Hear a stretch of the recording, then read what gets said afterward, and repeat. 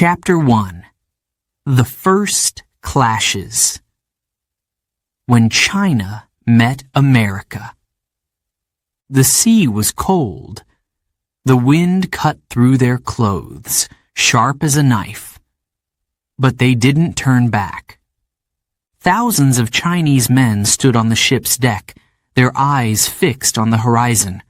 America. A new land. A new life.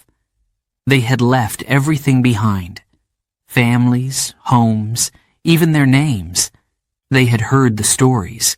Gold, mountains of it, riches waiting to be taken. Gamsan. Gold Mountain, they called it. And now, after months at sea, they had arrived. San Francisco. 1849. The city was alive, pulsing with energy. Horses pulled carts through muddy streets. Men with dusty boots and greedy eyes filled the saloons. The sound of hammers, voices, and gunshots mixed in the air.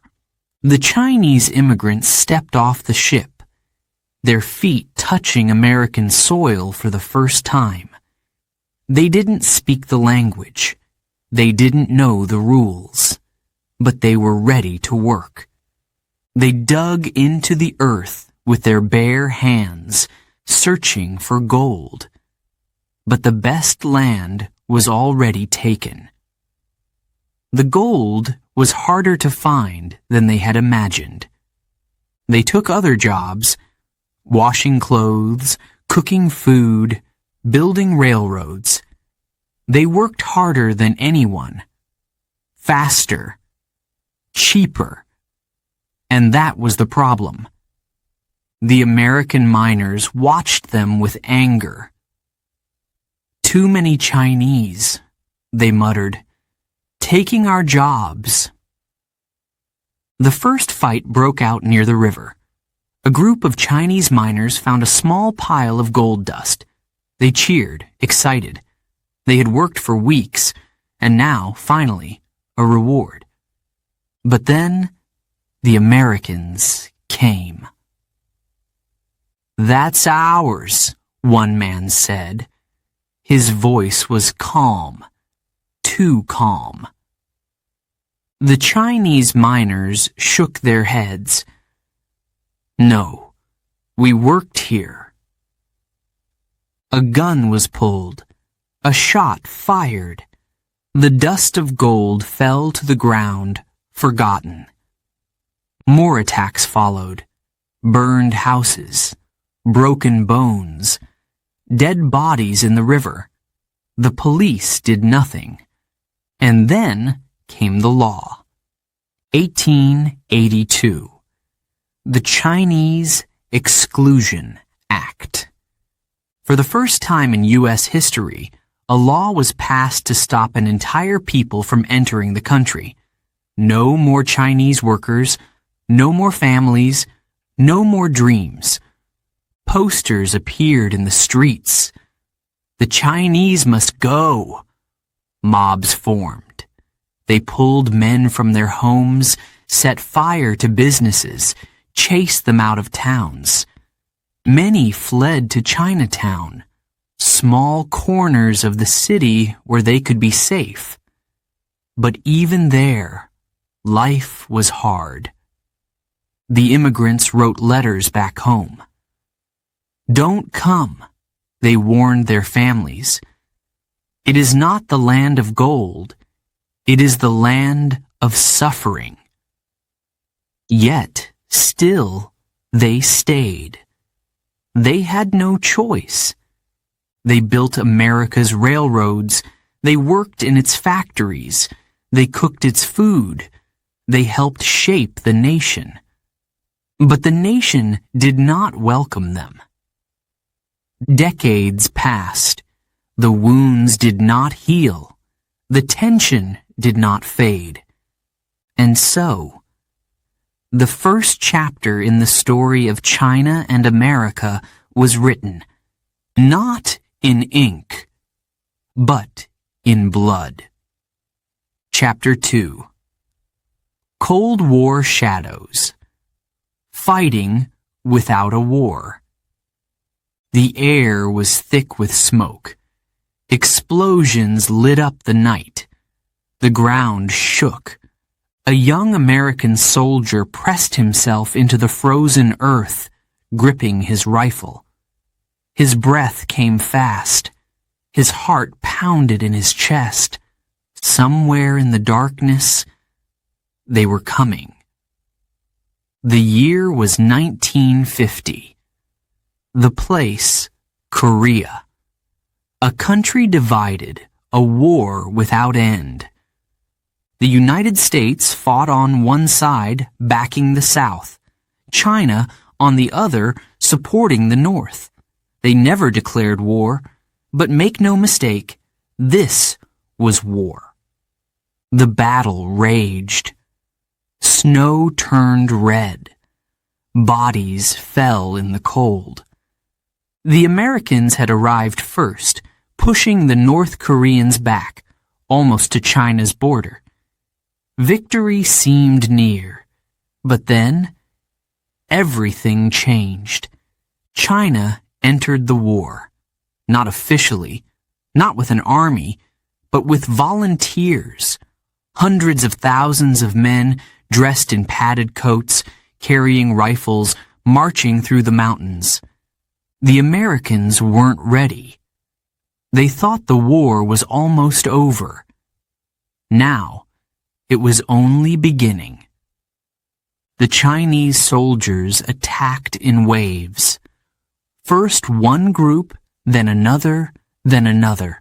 The Americans fired. Bullets ripped through the night.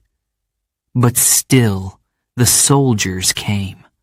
More and more, endless waves in the snow. A retreat, then another. The Americans fell back, city by city. It was no longer about winning. It was about surviving. Months passed. The war dragged on. In the end, no one won. Korea remained divided. Two countries, split by a single line, the 38th parallel. Two enemies staring at each other across the border. And the Cold War had only just begun. Years later, it happened again. This time, Vietnam. The jungle was hot. The air smelled of sweat, gunpowder, and rain. American helicopters roared overhead. On the ground, soldiers moved carefully, watching the trees. Every shadow was a danger.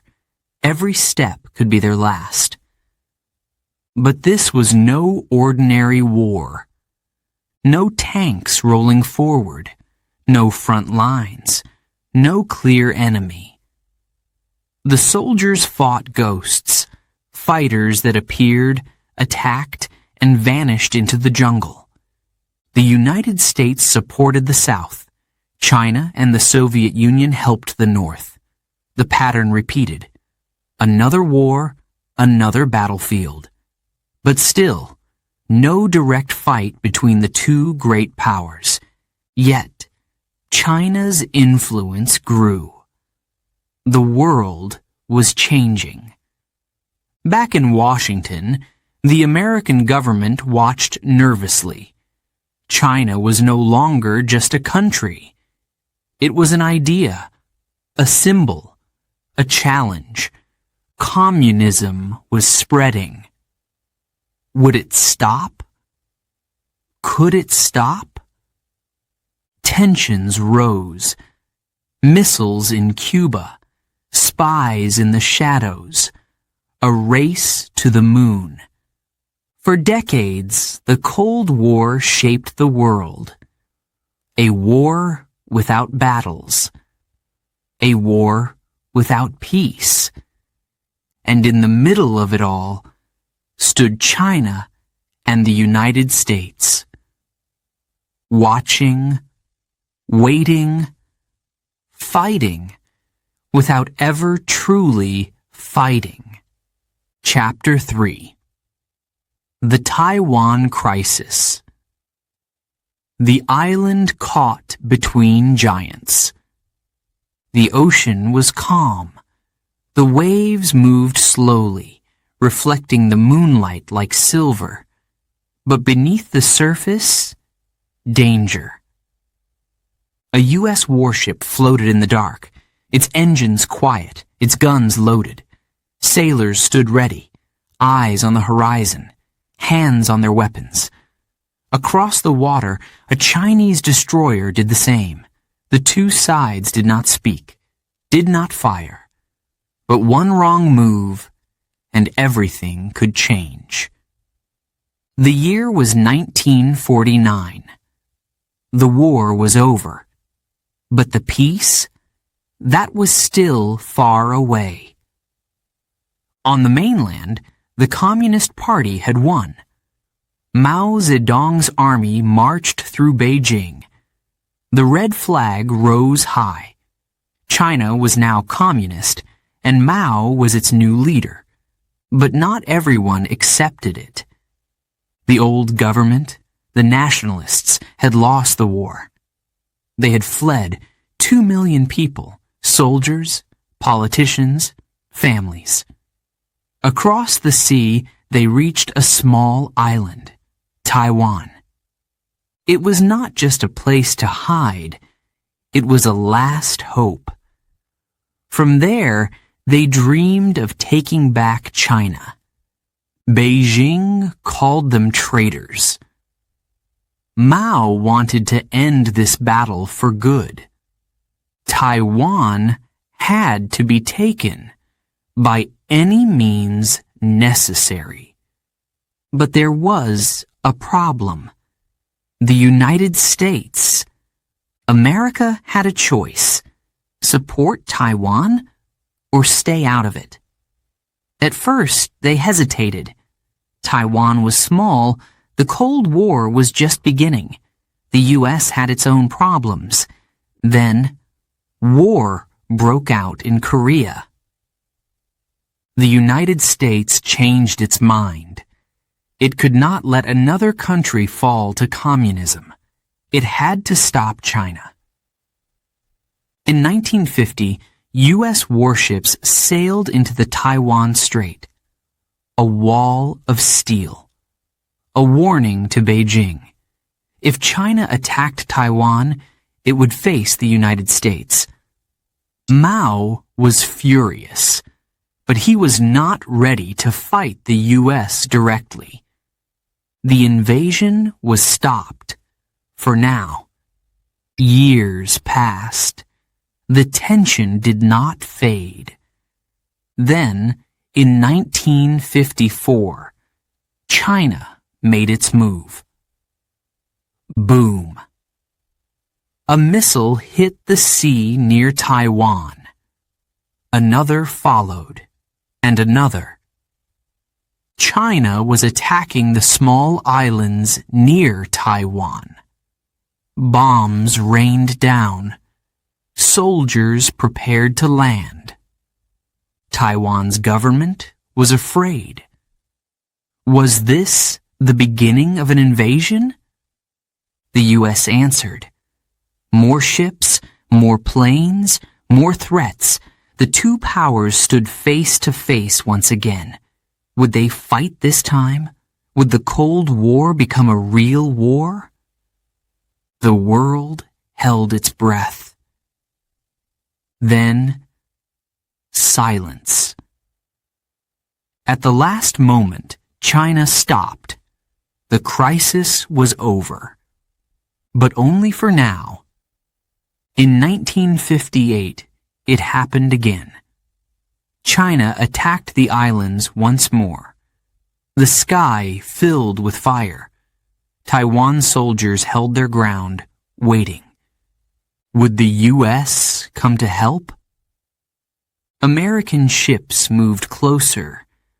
Would they fire? Would they attack? China saw them. And once again, it stepped back. 3 times, the world had been on the edge of war. Taiwan remained free. But Beijing never forgot.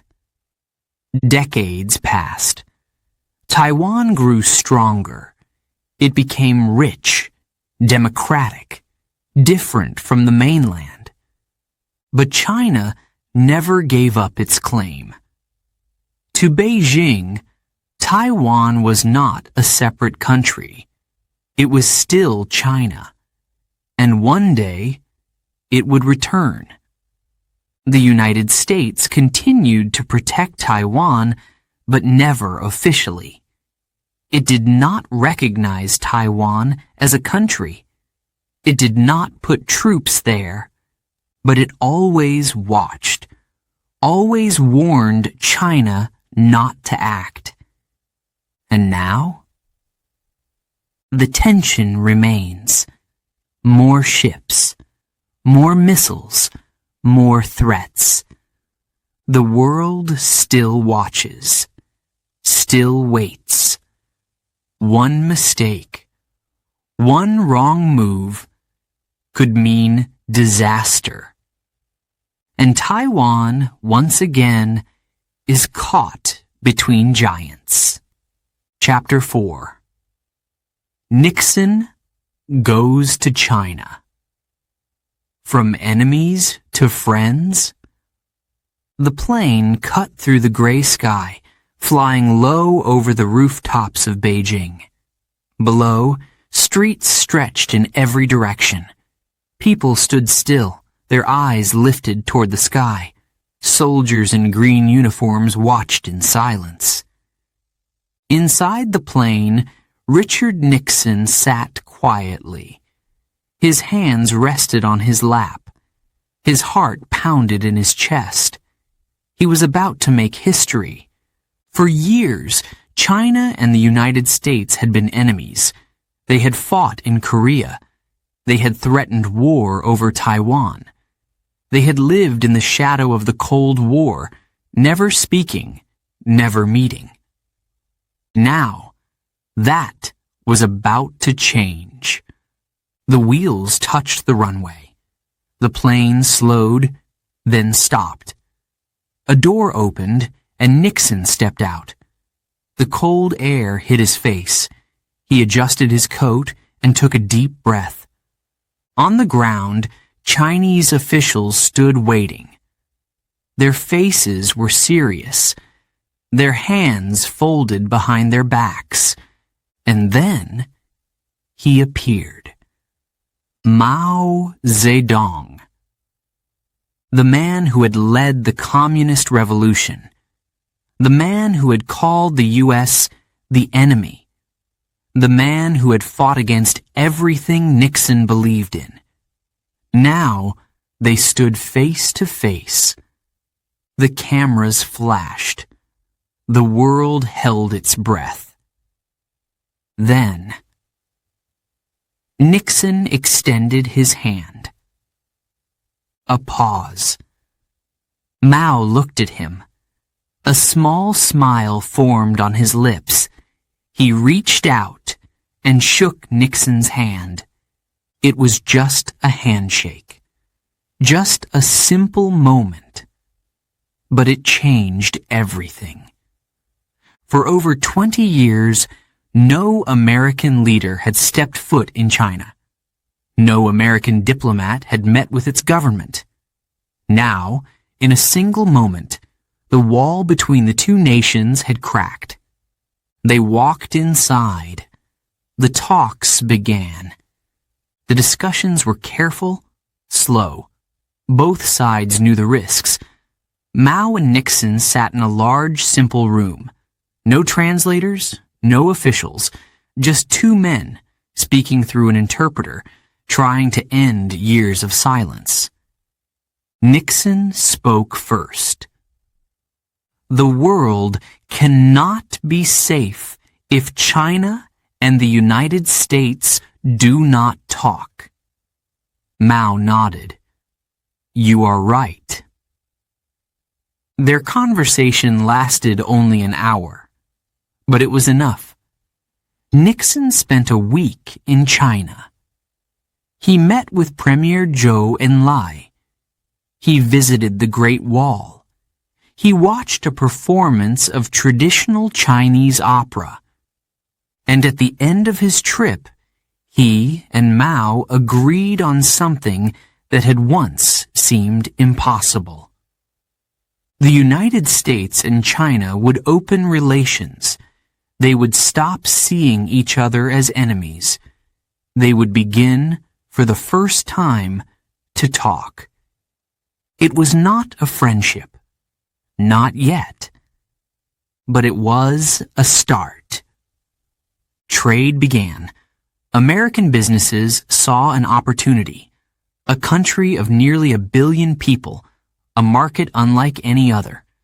They started selling goods to China. China, in return, opened its doors to the world. Factories grew. Cities expanded. The economy woke up. Within a few years, China was no longer the isolated country it had been. It was changing, modernizing, preparing to take its place in the global economy. But there was a question. How long would this friendship last? Some believed it was the beginning of a new era, a future where China and the U.S. would work together, grow together. Others were not so sure. The Cold War was still alive. Taiwan was still a problem. And deep down, both sides knew. This was not a perfect friendship. But for now, it didn't matter. Nixon left China knowing one thing. History had changed, and the world would never be the same. Chapter 5. The Economic Rivalry. Who will rule the market? The streets of Shanghai glittered at night. Towers of glass and steel rose into the sky, their lights blinking like stars. Below, cars moved in every direction. A city that never slept. A country that had changed. Not long ago, China was a land of farmers and small factories. Now, it was different. Bigger, richer, more powerful. Across the ocean in New York, the feeling was different. The United States had led the world economy for decades. It had the biggest companies, the strongest banks, the most advanced technology. But now, it felt the pressure. China was rising. Fast. It started quietly. Factories in China made cheap clothes, toys, electronics. Companies in the U.S. saw an opportunity. Cheap labor. Huge profits. American businesses sent their work overseas. More factories opened. More jobs moved. China became the world's factory. Millions of workers. Thousands of products. Everywhere. At first, the U.S. was happy. Goods were cheap. Businesses made money. The economy grew. But then, something changed. China didn't just want to make things. It wanted to sell things. Compete. Lead. New companies appeared. Huawei, Alibaba, TikTok. Not just factories, but businesses that could challenge the biggest American brands. Skyscrapers rose in Beijing. Bullet trains raced through the countryside. High-tech cities grew overnight. China was no longer just copying the world. It was creating it. And the U.S. took notice. Tensions rose. Trade became a battlefield. Tariffs, taxes on Chinese goods. The U.S. government said China was not playing fair. Too much government control.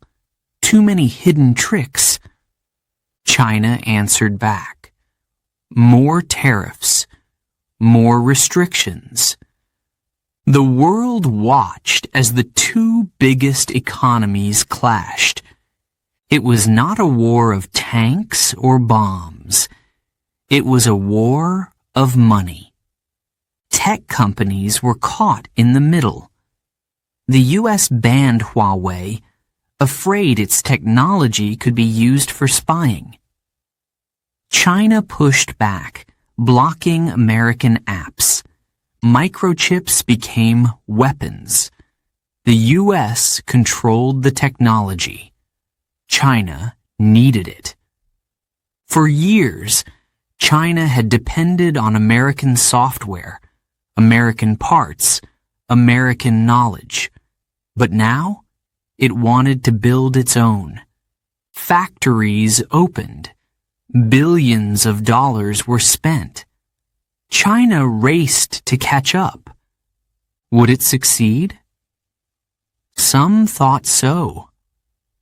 China had the money, the workers, the government support. Others were not so sure. The U.S. still led in many areas: innovation, research, military strength. Could China truly take its place? One thing was certain. The rivalry was not just about business. It was about power. Who would lead the world economy? Who would decide the future? For now, the battle continued. Two giants, one market, and no one knew how it would end. Before we begin Chapter 6, a quick note for our listeners. You're currently listening to this audiobook on Woo English. Remember, this content is specially made for Woo English listeners only. If you're hearing it on any other channel, it may be a violation of Woo English's rights. Please ensure you're tuned into the right source to fully enjoy and respect this audiobook journey. Now, let's continue the story. Chapter 6. The Fight for Technology. Who controls the future? The lights flickered. Just for a second, barely noticeable. But in a high-security building in Washington, alarms began to flash. A cyber attack. Somewhere, deep in the web, hidden behind layers of code, a silent war was being fought. No bullets, no explosions, just hackers, algorithms, data. The battlefield had changed. For years, the world's great powers had fought on land, in the air, across the seas. But now, the real fight was happening in places no one could see. Technology had become the new weapon. The most powerful weapon. In China, a team of engineers sat in a brightly lit office. The air smelled of coffee, fresh ink, and warm circuits. Screens flashed with numbers, graphs, and designs. They were building the future. 5G networks, artificial intelligence, quantum computing. They had a mission: to make China the world leader in technology. And they were succeeding. Huawei became one of the biggest tech companies on the planet. Its 5G network spread across Asia, Africa, and Europe. Super-fast internet. A connected world. But the U.S. saw a danger. Could China's technology be trusted? Could it be used for spying? For control? Washington made its move. sanctions, bans, restrictions.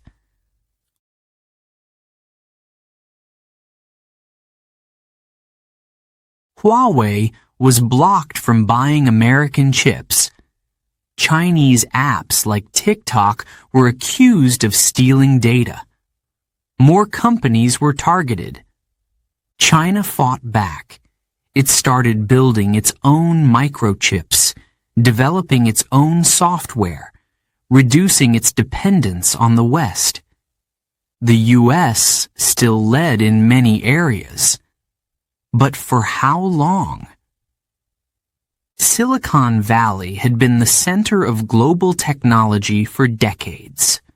Google, Apple, Microsoft, the biggest names, the most advanced research.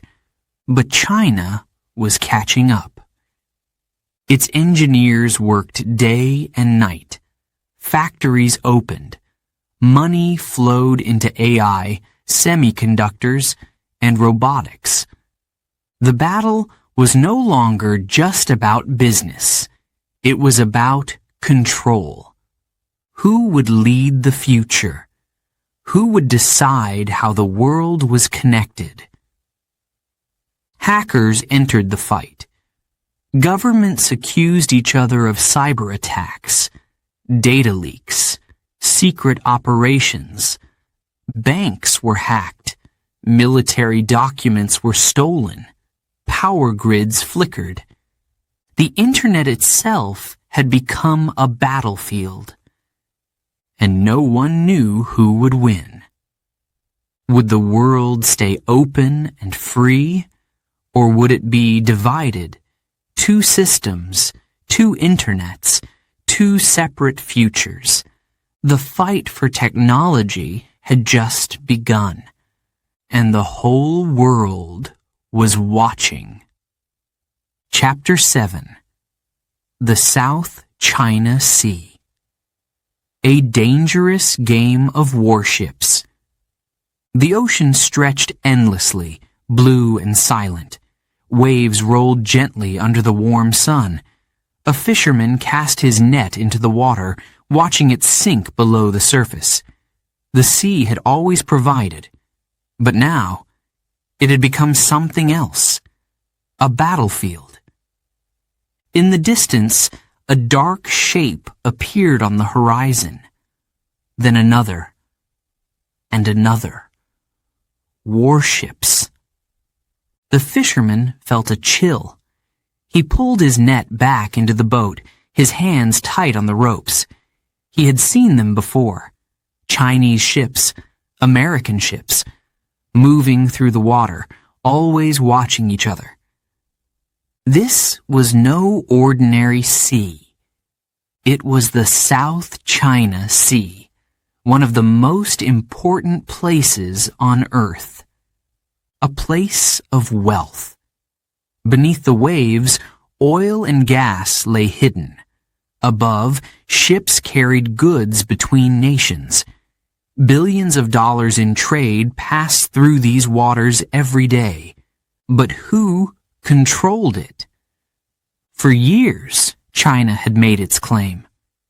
These waters belong to us. It built islands, small at first, then bigger. Not just sand, but runways. Not just rocks, but military bases. The world watched. The United States responded. Warships entered the sea, sailing close to China's new islands. These waters are free, the U.S. said. No one owns the sea. China disagreed. A game began. Planes circled in the sky. Submarines moved in silence beneath the waves. Battleships floated, their guns pointed but not fired.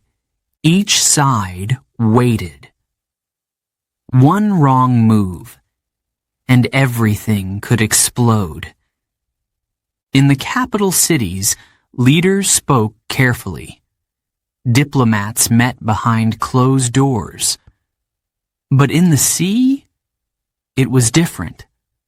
Sailors stood at their posts, watching the radar.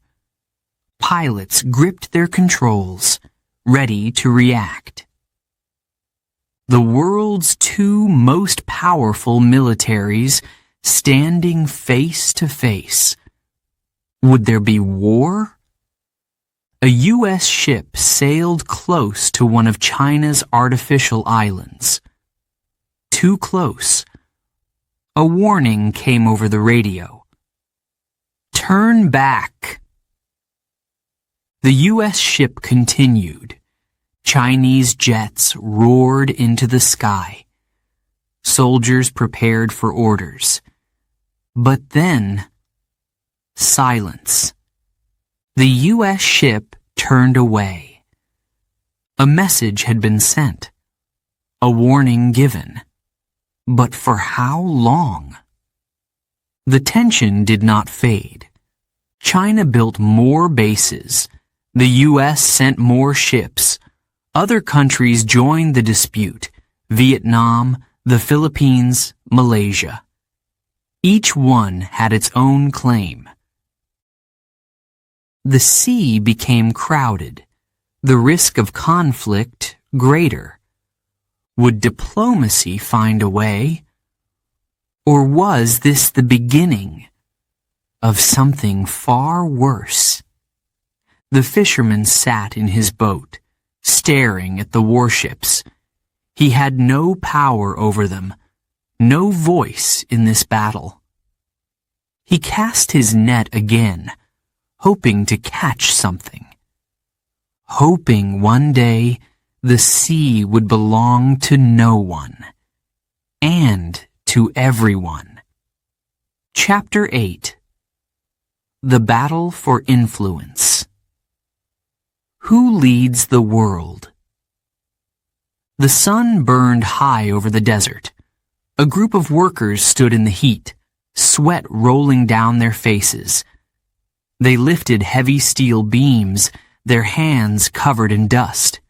A new highway was being built, not in China, not in the United States, but in Africa.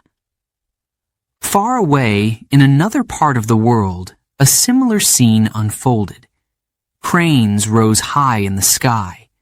The sound of hammers echoed through the streets. A new port, a new railway, a new city. China was everywhere. For years, it had built roads, bridges, and power plants across Africa, Latin America, and Asia. It had a name for this project, the Belt and Road Initiative, a new Silk Road, a plan to connect the world to China. The U.S. watched, and it worried. For decades, it had been the leader, the one that helped nations grow, the one that made the rules.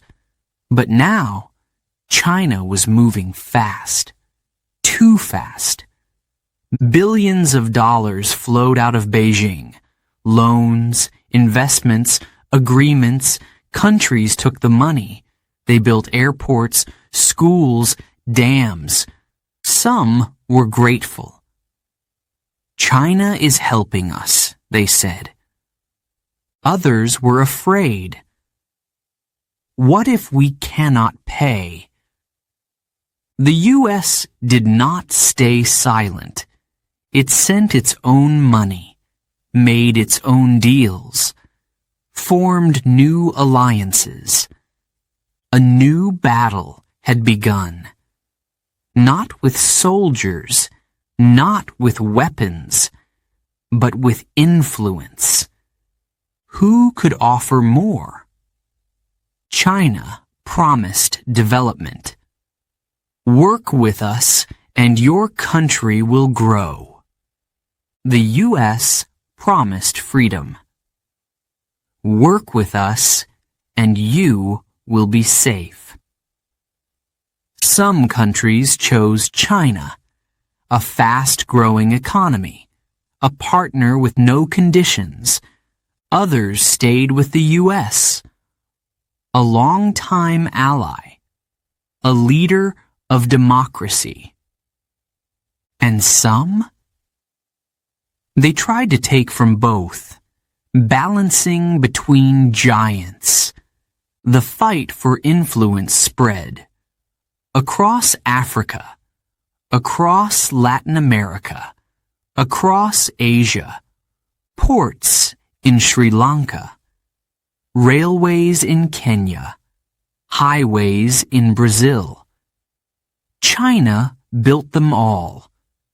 Military bases in the Pacific, trade agreements in Europe, new partnerships in India. The U.S. fought to keep its ground. Each side pulled, each side pushed. Was this the new Cold War? Or was it something even bigger? Leaders spoke carefully. The world watched. Would this competition stay in politics and business? Or would it turn into something more dangerous? No one knew. But one thing was clear. The battle for influence was far from over. And the future of the world? It was being written. Right now. Chapter 9. The War That Almost Happened. Close calls and hidden threats. The pilot gripped the controls, his breath slow, steady. The sky stretched endless before him, blue and silent. But the silence did not bring peace. It was the kind that came before disaster. The plane moved high over the sea. Below, the waters of the South China Sea rippled like glass. The mission was simple. Gather intelligence, return home. Routine, safe. Until the radio crackled. A warning. A voice, sharp and clear. Turn back. Now. The pilot's hands tightened. He looked at the radar. A dot, then another, moving fast, Chinese fighter jets. The U.S. spy plane held course. It was not in China's airspace, but China did not see it that way. Suddenly, a hit, a shock. The plane shook violently. A fighter jet had flown too close. It clipped the wing. The American plane spun. The pilot fighting for control. A disaster. A crisis. The world held its breath. This was not just an accident. This was a test. A message. A moment that could change everything. The year was 2001. The Cold War was over. But tensions between the U.S. and China had not disappeared. They had only changed. The pilot managed to land the damaged plane, but not at home, in China. The crew was taken, held for days. Every hour, the fear grew. Would this turn into war? Behind closed doors, diplomats worked fast. Messages passed in secret. Careful words, promises, deals. Finally, the crew was released. The plane was not. A small price for peace. It was not the first time the world had come this close, and it would not be the last. Years earlier, in 1958, another crisis had unfolded. This time, over Taiwan. China fired missiles, again and again. Taiwan, backed by the U.S., stood firm. War seemed inevitable. The U.S. prepared to act. Would they strike? Would they send troops? Then, A message. A secret note sent between governments. A back-channel agreement. The missiles stopped. The U.S. pulled back. War was avoided, but just barely. Decades passed. More close calls came. A naval standoff in the South China Sea. Cyber attacks traced to hidden sources. A near miss between submarines deep below the water. Each time, war loomed. And each time, something held it back. But for how long? One mistake. One misunderstanding. One moment of bad judgment. And history could take a different path. The question remains, will the next crisis end in peace or in something far worse? The world watches. The world waits. Because the war that almost happened could still be the war that comes next. Chapter 10. The Future. War or peace?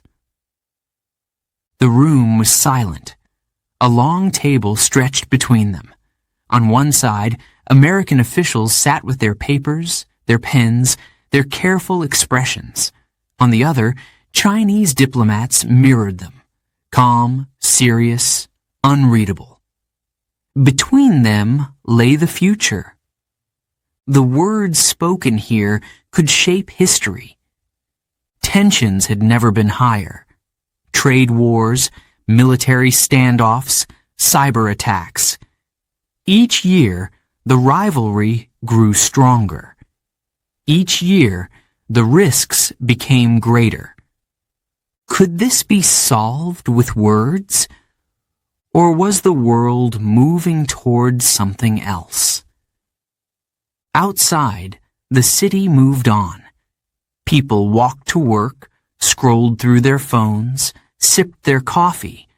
Planes took off. Ships crossed the seas. Life continued.